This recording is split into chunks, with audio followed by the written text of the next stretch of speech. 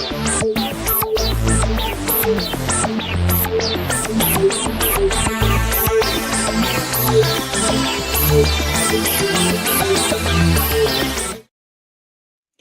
playoffs are heating up in round 2. Welcome to the Hockey News Playoff Frenzy Live, presented by Sticks.com.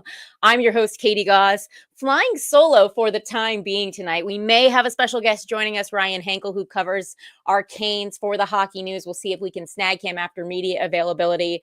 But the big story tonight is that Carolina has taken a 2-1 lead in this series with the Washington Capitals, and they did it in very convincing fashion. 4-0, the final score of this game. And certainly the big story heading into this, it was goaltending, as it always seems to be. But these were the top 2 goaltenders in the playoffs leading into this in terms of save percentage and in terms of goals against average. Logan Thompson and Freddie Anderson both just dominating the postseason. But it is Anderson who wins the goalie duel tonight. Big saves, especially early on, to allow Carolina to get their game going. So he gets the shutout, 21 saves to do it. That's his 4th career playoff shutout, his very first as a Hurricane. His last one was actually back in 2020 when he was a member of, you guessed it, the Toronto Maple Leafs. But I want to talk about an interesting stat entering this game 3, because at the end of the day, somebody had to win. But these two teams were a part of the 4 worst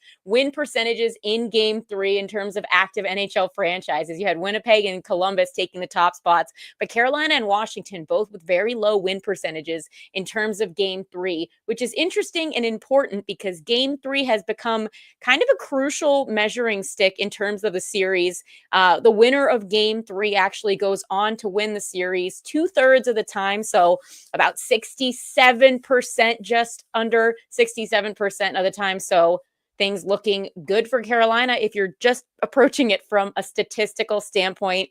But like I mentioned, goaltending, a big storyline coming into this game. Logan Thompson has been excellent.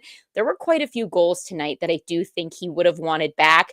Anderson, on the other hand, making key saves. And it's interesting because in hockey, a lot of the times you need a goaltender be making those big saves towards the end of the game. It was kind of the opposite for Carolina tonight. They actually were on their heels early. Washington came out very hard early. Really strong forecheck, good pressure, getting some scoring chances. And it was Anderson who held strong, made some really crucial saves early in the game. And then as the game went on, you started to see Carolina find their game. He got them the opportunity to get into it. There was a crucial moment in this game as well that stands out. And again, physicality hasn't necessarily been the most defining factor in this series, but Jordan Martinook with a huge hit on Tom Wilson in the second period. And boom, that was when everything shifted for Carolina. They got the building, they got the crowd, they got the momentum, and then they started to get the scoring. So certainly 4-0. They got depth scoring. We'll touch on that a little bit. Let's get into our first question. After what we've seen in round 2, does home advantage have the advantage? And it's a good question because I actually put some stats down here earlier in the night. The Hurricanes had the most home wins in the regular season with 31. Now, the regular season means nothing, right? That is what it is. But again, if you've got a good building behind you, that can change everything. Once that crowd gets into it, it's kind of like that extra man out there. So they also haven't lost now, adding to that total, any games at home in this playoffs. They won 3 home games, 4 home games now for 4 wins. So certainly this was crucial for them. But Carolina is a team that, isn't necessarily, we were joking about this the last few shows that we've covered these games. But this was a little bit of a snooze fest in the first period. Again, we're not seeing a lot of shots on goal. Teams really very defensive minded, not necessarily trading a lot of grade A chances. It definitely felt like the offense got going as the game went on. But what's important about this win for Carolina is not just the fact that they got it, but it's who was scoring some of their goals, right? So they went 2 for 2 on the power play. So huge to see for special teams. They also didn't allow any power play goals for Washington, obviously, with the shutout, but their PK has been a major factor in terms of their success this season. But look at the names of the players who were scoring for Carolina. Great to see Svechnikov obviously getting on the board. He's a guy that you expect to see it. He had his first goal of the series, but that's now 6 for him in the playoffs. But how about Jack Roslovic and Eric Robinson? Those are both their first goals of the playoffs. Those are more depth players, third and fourth line players. That's huge for Carolina because, again, you're not necessarily always going to have your star players getting on the board. Tonight was a good example of a team identity, and the team certainly came through when you're seeing those guys that are coming from the lower levels of your depth getting on the score sheet. Huge advantage. But as the game went on, it felt like Washington just got more and more frustrated. So there was a lot of things I didn't love about their game. I mentioned that Thompson obviously didn't have the perfect night. You know, every goalie is due for one of those throughout a playoff series. Tonight seemed like that for him, a few he might want back. Let's get into another question. Are the Caps tied from... Oh, I got to read here, man. Are the Caps tied for the regular season push for playoffs and Ovi making history? Are they tired? Okay, so I don't know about being tired because, again, this is a team that hasn't gone super far in the playoffs. Last year, obviously, they got eliminated in round one. The Ovi push, I wouldn't say maybe they're tired from that, but there was a lot of talk at the end of the year about, is there going to be an emotional letdown? There was so much hype around the great chase, and he breaks that record, and everything was so geared towards making sure that Ovechkin was able to break it in the regular season, which he did in pretty convincing fashion. I mean, we were thinking he was going to be at 900 by the time the whole season was said and done. So certainly, I don't know if they would be tired from that, but maybe there was an emotional letdown. I saw a tweet after the game that I thought was interesting, and this is what concerned me at the end of the game from a Washington standpoint, as someone said, that's the Washington Capitals that I remember. And it did feel that way. That felt like Washington from last year. That felt like a team who got frustrated when things weren't going their way, when they weren't scoring on the power play. It just didn't have a whole lot going for them. And so something to be concerned about, maybe, but Spencer Carberry probably going to win the Jack Adams. You know, if there's any coach right now in this league who's going to be able to find something in his group and kind of flip the script, I think it certainly is him. I think it's more, you know, maybe this is similar to the Florida-Tampa series in a way, because I see what Carolina is doing, the way they're playing, taking Washington's offense out of it, taking them out of the game. And it's similar to what I feel like the Florida Panthers did to the Tampa Bay Lightning. Just a frustrating effort. The goaltending has kind of been the saving grace for Washington in a lot of situations. They didn't quite have that tonight. But again, this series feels like it was set up to go 7 games. And I certainly don't think that it's anywhere close to being over. But again, with Carolina having that home ice advantage, and we've seen them living up to that hype, this next game is going to be very crucial for Washington. Here we go. We got another question. What do you want to see different in game 4? Be honest. Well, for Washington, I think it's sticking to their identity for the full 60 minutes because, like I mentioned, Freddie Anderson did a great job for Carolina earlier in this game to make those key saves. And I think that started to frustrate Washington very early on. They needed to keep pushing. They had their identity. They were playing their game. They were the better team in the first period throughout the beginnings of this game. They got away from it as they got frustrated. And towards the end of the game, it was kind of looking like a little bit of a lack of effort. Maybe it was just at this point, right? The score's 3-0. You're in the final 5 minutes. But I didn't love that we were seeing consistent shifts from Washington where there was 2+ minutes where they were just stuck in their own defensive zone. They weren't clearing the puck. They were looking sloppy, looking a little defeated. Again, Spencer Carberry going to have his work cut out, I think, from that standpoint, to be able to flip the script, to figure out what it is Carolina is doing so well with their gameplay that is not allowing Washington to be the offensive juggernaut that we saw during the regular season. I mean, I also think we need to see the top players stepping up a little bit more. I want to see more from Ovechkin. I want to see more from Strome. I think Tom Wilson was one of the best players in game 2 tonight. Not so much. So again, you're going to need those star guys that carried this team, that put them in the position they are in the Eastern Conference to show up in a bigger way in the 4th game. All right, well, this is a reminder, too. We've got a lot of good hockey going on tonight. A weird start with the 6 o'clock game here in the Eastern time zone, but it sets us up for the Golden Knights and the Oilers. That game now just getting underway. Big storylines in this one.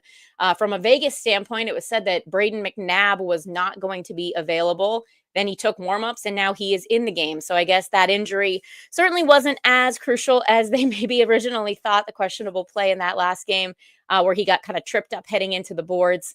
But the bigger story is on the Edmonton side of things. That is Cal Pickard, who has come in and sort of saved the day in a way as the backup goalie, really providing stability between the pipes, allowing Edmonton to sort of figure out their identity, start playing their game. He is out. He's listed as day to day. So it'll be kind of interesting to see how that plays out. But Stuart Skinner comes in. I mean, this is the guy that was supposed to be the one that they relied on throughout the whole playoffs. And there's a lot of conversation going on about them needing Stuart Skinner to ultimately still be that guy if they are going to make a run. And, is this Cal Pickard story going to last? We talked about it the last few shows. Well, now it wasn't a decision that was, whether he was having a good or bad game. If there's an injury going on, that changes things quite dramatically. But we'll give you an update because right now the Oilers actually taking the 1-0 lead. Again, they have a 2-0 lead in this series after winning both games in Vegas. So certainly a little bit of a surprise to start there, but Oilers are up first.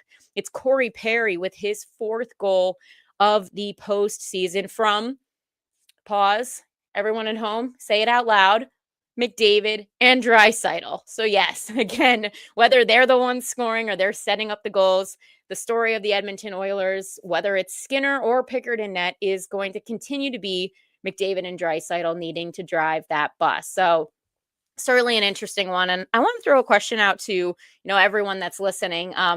The first round, we saw so many good matchups, and maybe the hockey is just getting tighter as things go on. Maybe teams are a little bit worn down, a little bit more beat up. But feel free to join us and make sure you chime in on all of our social platforms to share your thoughts on things. But did you feel like the first round was way more exciting than the second round? And maybe I'm only asking this question tonight because, again, we saw what was a little bit of a frustrating game in terms of excitement and offense between Carolina and Washington. But I don't know, you think back on some of these first round series, which begs the question, is this playoff format really what's best? But it's hard to imagine that the first round is going to be beat. And I don't know. I know there's a lot of fan bases out there whose teams are already on the golf course who they feel very strongly should still be playing if they had gotten a different matchup, if the playoff format was different. But Gary Bettman doesn't want to change it, and it certainly isn't going anywhere anytime soon. I like it. The one comment there saying first round definitely more exciting. I have to agree with you. How about this one? We've got, how about Corey Perry getting on the board? He's a perennial playoff performer. You certainly can't argue with that. And Corey Perry is not just a performer in terms of what he brings to the offense and to the production side of the game. Corey Perry is such a frustrating player to play against in terms of the extracurriculars that he brings, the little things that happen behind the scenes, the scrums, the chirps, whatever you want to call it. I mean, his nickname is the Worm, and I'm sure he didn't get it for being the friendliest guy that everyone loves to play against in the postseason. So certainly showing up in a big way. We've got Perry has double the points that he had last playoffs. Again, certainly showing up. And this is the story for Edmonton. They need everyone to be chipping in because if they aren't going to have consistent goaltending and if their defense is going to be depleted, like we've seen, obviously Ekholm's such a huge loss for them. It's got to be offense. They're going to have to play. They're going to have to play an offensive game. They're going to have to rely on the offensive side of things. All right, guys, just a friendly reminder that you are watching the Playoff Frenzy live presented by Sticks.com. Don't break the bank on Sticks. You can get a pro-level composite stick without the pro price tag at Sticks.com. That's Stix.com. All right, here we go. We got another one. I do think the first round was more exciting. The Battle of Florida, the Battle of Ontario, the 2 Game 7 comeback wins, a series swing in the Oilers, Kings, and much more. I mean, yeah, you just scripted it perfectly. All of those things. And that was just one round of hockey. It's disappointing in a way that was the first round, but I guess we'll take it wherever we can get it. Right now, it feels to me like there are 2 exciting series. You've obviously got things going on with Toronto and Florida. I think that one's very interesting in the East. And then again, it'll be interesting to see what happens. But I still think that this Vegas Edmonton series is going to have some fireworks and could be interesting as well. All right, looks like we're going to get a little bit of reinforcements here to talk a little bit more Carolina and Washington. Ryan Henkel joins us from the arena after doing his post-game duties. He covers the Canes for us for the Hockey News. Ryan, thanks so much for joining us. Obviously, a big game with Carolina getting the 4-0, taking the series lead. I talked a lot about the goaltending being a huge factor, but in your opinion, what else did you see from this matchup that has you feeling encouraged that Carolina might be turning the page and taking control of this series? Yeah, I would wager that the way that Carolina finished the third period, I would say it was really kind of gave me a little hint. The way the Hurricanes can skate a team down, they were just grinding Washington out of the building. They were out skating them to pucks. They were all over them. And, there was a couple shifts and there was Washington looked like they were skating in mud. They could not get the puck out because they were just so gassed and tired. I mean, when this Hurricanes team's on, they're fast, they're efficient, they're moving. And, I don't know if Washington necessarily has the foot speed to keep up with that if, the Carolina's going like they are. Washington did a really good job in games 2. And I think in the first half, they were moving it up the boards really quickly and making snappy passes, and that's the way to counter it. But once things started going awry, it really went awry for Washington. Yeah, absolutely. And I talked about the depth scoring being an important factor for Carolina. We know who some of the key players are in terms of production for them, but seeing guys getting their first playoff goals game tonight, that hopefully is opening the door for them to score more. How crucial has depth been for this team throughout the season, and maybe how important will that be to get them into this Eastern Conference final? Yeah, this Carolina Hurricanes team is built on having 4 lines, 3 pairs. I mean, you got your top name players, and Rod always says if you're top of the lineup, you got to produce. But when they don't have a superstar, they don't have a Connor McDavid or a Leon Draisaitl that's gonna get theirs no matter what. They need everybody tugging on the rope. And when you get guys like Jack Roslovic, Eric Robinson, Logan Stankoven all chipping in and contributing, it goes a long way because I think Kane's top line was good. This is their first 5-on-5 goal of the series, the one Svechnikov got, which was more of an individual effort, if anything, jumping in on that faceoff. So if you get those depth guys going, it puts some weight off of the top guy's shoulders, and it allows the team, I think, to have a little more breathing room. Those top guys aren't gripping their sticks as much. Svech probably is going to be feeling a lot better too, not hitting the post for once. Yeah, when obviously you were there in person, I know during the broadcast they mentioned one of the turning points in the game was that Martinook hit on Wilson in that second period. Felt like that was a moment where all of a sudden you really got the crowd going. They got into it. What was it like in that moment when that hit was laid out, and how important has this home ice advantage truly been? Because they haven't lost at home. They were the best team at home in the regular season. What is it about that arena that has them getting a huge advantage? It's just something about the people in the Novo Center here in North Carolina that just gets the boys going. I mean, it gets really loud. It's something you don't even really notice in the moment. Like, you're like, wow, it's pretty loud in here. When you step out in the hallway, and then your ears are ringing. You're like, oh wow, okay, that was really loud. Yeah. I mean, the building just gets juiced. Tom Wilson's obviously one of their favorite people to boo and hate on. So when they see him get hit or whatever, that gets them all riled up because not big Tom Wilson fans here in North Carolina, but it gives them so much juice. And like I said, the home ice advantage is real for Carolina. They have 31 wins here on regular season, tied a franchise record, number 1 in the league. They won all 4 of their postseason games here now. And it's crazy to look at the numbers. It's almost like, I think it's about like 2.4 goals per game on the road. And then it's like 3.5 at home. Like, it's, for whatever reason, when they are at home, they are scoring more goals, they are allowing less goals, and they just are absolutely juiced. I mean, part of it's the matchups. You get that Jordan Stahl playing, where you like him. You get Sebastian Aho freed up, but it feels a crazy home ice advantage. I don't know if there's any team that has as much of a swing between road and home that the Carolina Hurricanes have. And it's a huge advantage, especially stealing that first game on the road like they did. Oh, absolutely. When you can get a split on the road, knowing that you have that home ice advantage, knowing that you have that sort of a safety net to come back to, that you can rely upon, that you can thrive on. It's a scary prospect for Washington because, again, it doesn't feel like Carolina is going anywhere but up in terms of their trajectory. And now they have another game on home ice where if you take a 3-1 lead in the series, then things start to get a little bit more dangerous. What's Washington thinking right now? Because, again, you mentioned it. I talked about it a little earlier in the show. it was some pretty disappointing efforts from them in the final, half of the third period, stuck in their own zone, looking defeated, looking very frustrated. So what is Carolina doing, I guess I should say, that you feel is leading to the frustration? And is there anything in your mind that they're going to have to be aware of, maybe Washington trying to change to counter it? I think it's just the relentlessness of Carolina. Like they just don't give up on pucks. Like, some Yeah. teams, like, you lose a puck and you're outmanned down low, you'll back off, you'll set up in the neutral zone, get ready for it. But I think like in that third period, Logan Stankoven had a shift where he was just relentless. Like Oh, this it's is a 5'8" excellent. guy, and he's just throwing the body. He doesn't matter who he's going up against. And he won like Yep. 3 pucks off of like their 6 just to keep the things going. Like Yep. that's something like I don't think anybody realizes how relentless Carolina is when you're actually out on the ice with them. Like they don't care. They're going. They're even if it's one guy and there's 4 down there, they're going. They're going to try to. They want to win that puck every second of the game. And I think that's giving Washington a lot of troubles because they're like, hey, they just want to let's take a second, let's regroup, let's think, and it's boom, oh my God, there's a guy right here all of a sudden. I think that's a big thing that Washington can struggle with. But again, that's a very veteran heavy Washington lineup. They've been here before. They've won a cup, so I don't think it's a rattling or anything like that. But I do think it's definitely a thing where you can see that kind of relentless pressure getting to a team like Washington that maybe wasn't expecting it or they just aren't prepared for how much Carolina pushes.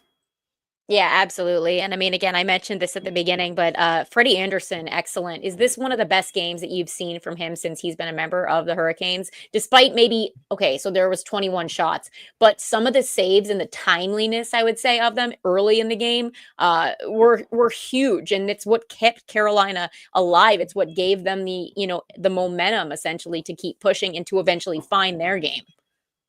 Yeah, Freddie's been absolutely huge for Carolina this postseason. Best game. I don't know about best game because he's had some good ones. I think New Jersey, that one, kind of the way he That's was able to kind the of point. compose himself in some of those New Jersey games. Yeah. But just like you said, it's Rod Brenner always talks about this too. It's not necessarily how many saves you make; it's when you make the saves. It's Yeah. timely saves. That's the most Mhm. important thing in a game. And especially, I think the biggest save of the game, I think too, it was off the kind of like a face-off play. Ovechkin, sneaks out right into the front of the net, gets that redirect right in front, and Anderson pops out the pad to get that toe save on it. Puck goes in right there, which is by one of the greatest goal scorers of all time, if not the.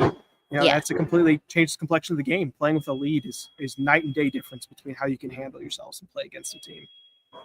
Well, here's another question we've got. Do the Caps have enough depth scoring to push back in game 4? And I'll add to that question because I saw a comment earlier that was wondering if maybe there is, an age gap between these teams in terms of Washington. Like you mentioned, they have veteran players, but obviously there's a factor that weighs on you when you are an older player. The stamina, not to say that these guys aren't all in amazing shape, but is there some factor that maybe Carolina has an advantage of with some of their younger guys? Like you mentioned, the tenaciousness of a guy like Stankoven was on full display. And I think that was a big factor in what I think could ultimately sort of sway this series completely in Carolina's direction. Is Washington capable of finding that? Can they dig deep enough? Are they deep enough to do it? Yeah, I think Washington has some good bottom 6 players, but none of them are like scoring threats necessarily. I would think of like Nick Dad, Brandon O'Haim are great defensive players, but Mm-hmm. their goals are going to come far and few between. I think the biggest problem for Washington is that their top guys just haven't made enough of an impact yet. I mean, Yeah. Pierre-Luc Dubois hasn't done too much. Alex Ovechkin hasn't really gone on the score sheet. Mm-hmm. I think outside of that first game, Alexei Protas hasn't made his mark. Tom Wilson had a great game too, but Mm-hmm. this game was a little bit tougher for him. I think Washington needs their top 6 to come through in this series because, like you mentioned, the goal scoring is not as deep, especially if they're taking Ryan Leonard out of the lineup. Yeah. Like, they lose that kind of that edge, that little young spark that they had, and I just don't know if they're deep enough. If that top 6 isn't playing as well as they did for the season, almost all of them had career years, and now they're just you need Dylan Strum. Like these guys need to produce if Washington's going to have any shot, I believe. Yeah, it's an interesting point you make there about Leonard being a spark, and I also wonder if maybe this could be a situation where we see him reinserted because we joked about it. If it's not broke, don't fix it. Not changing the lineup at all heading into this game, but now seeing the way that they were missing a player that kind of just brought that physicality, brought that extra energy, plays the way that a young college guy is obviously going to play, wanting to make a splash and make an impact every time he's on the ice. It'll be interesting to see if he is reinserted into the lineup if Washington wants to try to change the complexion of things a little bit. Here we go. We got another comment. Not to be dramatic, but the Caps need to find their pulse before Monday. I know, and I would say if you're watching the game for the last, maybe the third period, or maybe even just the last 10 minutes, I fully agree with that comment. But they had their pulse at the beginning of the game, right? I mean, you were Yeah. there, Ryan. You saw it firsthand. I was thinking, oh man, they could be running away with this a little bit. When Rod Brindamore got interviewed before the scoring started for Carolina, he was not happy with the performance. He said he basically didn't like anything that they were doing. They were trying to find it. They needed to get it going. They needed to dig deeper. And they ultimately did that. But again, this was not necessarily a game where from the start, Carolina, was wearing them down and was defeating Washington. They had to weather a storm of their own. So it's certainly, not crazy to think that Washington can find that effort again. It's just, can they keep it? Yeah, 100%. Because I think, again, something always talks about, like, other teams are going to have their push. Like, no team will ever dominate a game for 60 minutes. Hardly ever you'll see that. And like I said, Washington was super, super good that first period. Probably the first 10 minutes of the second period, they were on top of Carolina. Carolina couldn't get anything going. They couldn't get through the neutral zone. They couldn't set up the zone. And the big difference was Frederick Anderson. I mean, Anderson was standing on his head, making the saves he needed to keep Carolina right there in the game. And then, until they got like that Andrei Svechnikov goal, like Carolina really wasn't getting that. Like it was just a face-off play, just kind of broken thing that Svechnikov picks up, puts it in. And then they kind of got that pulse. The building's rocking. They're all of a sudden like, hey, we're feeling it. Rod shuffled up the lines a little bit, get a little different looks, and all of a sudden things started going well. Things started going better. And so, like I said, oh boy, it looks like we lost our friend Ryan there for a second. You got us, Ryan? Yep, back in. Like keep I said, going, like Washington, keep going. Washington has the talent and they have the ability to do it. Carberry's a great coach. He helps the game plan to figure it out. So I don't think this series is far from over. Like it's, Carolina's really tough at home. This could be another one where they win, go up 3-1, but I don't think, there's any, like you go into game 5, Washington can easily win that one. And, it's 3-2 and things can happen. You go one game at a time. But I don't think Washington's dead by any means.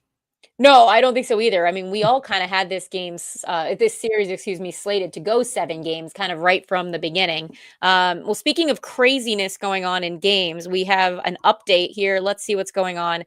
We've got another Corey Perry goal. That made it 2-0 for Edmonton. It was on the power play from Bouchard and Nugent Hopkins. But then Nick Waugh getting on the board for Vegas, and it looks like the NHL app on my phone hasn't even updated yet, but it looks like Vegas has actually tied it up. So this game getting very interesting. Certainly a lot of fun out there.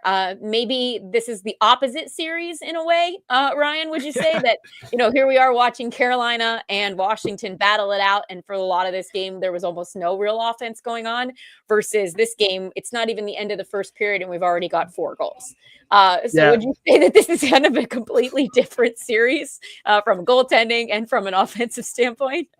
100%. It's like the mirror world or whatever, because Washington Carolina has been it's been 2 defensively stalwart teams that aren't giving you a lot of space, physical, and 2 goaltenders that have been the top goaltenders in the postseason pretty much for 2 rounds straight now. And then you go to this Vegas Edmonton series, and it's just all bars are off. Like it doesn't matter who's got the lead, how many goals. Both these teams are going to be zipping pucks in, going crazy. Aiden Hill hasn't had a great postseason, kind of this looking, and you got Calvin Pickard in net for Edmonton. Like this is just a crazy matchup. And like it was funny. I was joking earlier today after the first period. It was another 0-0 game in Carolina. I was like, there was more goals the night before in Edmonton, Vegas, in their one game than there had been the entire series here. And I was like, can you imagine what covering that one would be like instead of this one? And Carolina found a couple goals actually. Yeah, they did. And so the second goal coming from Riley Smith, who is reunited with his Vegas Golden Knights, one of the other misfits that has found his way back to the team. Again, that series is going to be exciting.